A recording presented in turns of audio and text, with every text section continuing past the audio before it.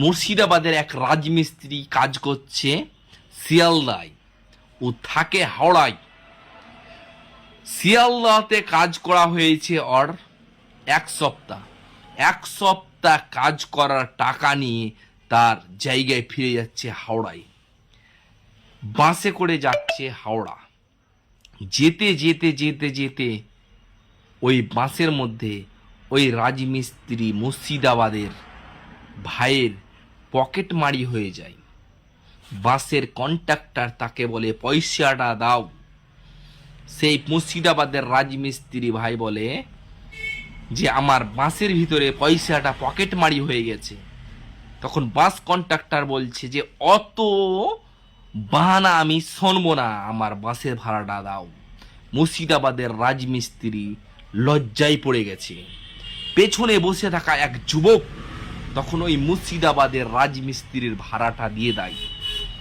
তখন বাস ভর্তি মানুষ হাততালি মারতে লাগে, তাকে সাধুবাদ জানায়, যা খুব সুন্দর তো, খুব ভালো তো। কিন্তু যে মুর্শিদাবাদের রাজমিস্ত্রির পকেট মারিটা হয়েছিল বাসের মধ্যে, পিছন সিটে বসেছিল, সেই কিন্তু তার পকেটটা মেরেছিল। আপনি 500 টাকার লক্ষ্মীর ভান্ডার পাচ্ছেন, আর আপনার কারেন্টের বিল আসছে আকাশ ছোঁয়া, আর আপনি তালি মারছেন 500 টাকার লক্ষ্মী ভান্ডার পেয়ে। আপনার রেশনে 5 কিলো করে চাল দিচ্ছে, আপনি তালি মারছেন, আর আপনাকে সিমেন্টের বস্তা কিনতে হচ্ছে 200 টাকার সিমেন্টের বস্তা 350 টাকা দিয়ে। আপনি তখন তালি মারছেন না? আপনার ট্যাক্সের টাকাগুলো কোথায় যাচ্ছে?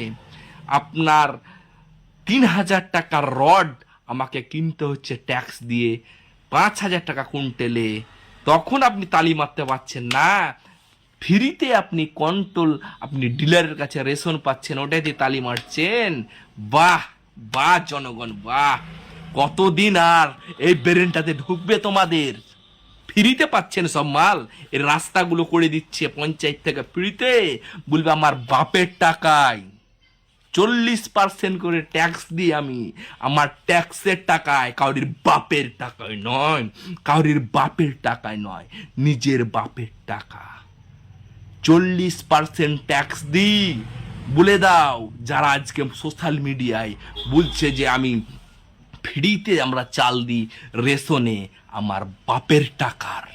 আমি যদি ওষুধ কিনি আমাকে ট্যাক্স দিতে হয়, আমি যদি লবণ কিনি সল্ট আমাকে ট্যাক্স দিতে হয়, আমাকে মাস্টার অয়েল সর্ষের তেল যদি কিনি আমাকে ট্যাক্স দিতে হয়, কারোর বাপের টাকার নয়।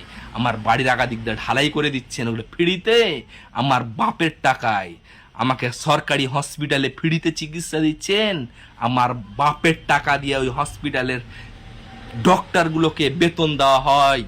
আর বলছো ফ্রিতে সব করে দিচ্ছি। 21-এর নির্বাচন আর নয়, বুঝে গেছে জনগণ। তাতে যদি আমাকে লড়াই করতে হয়, উত্তম মাধ্যম, লড়াই করব, কিন্তু জনগণকে অধিকার পাইয়ে দেব। আমাদের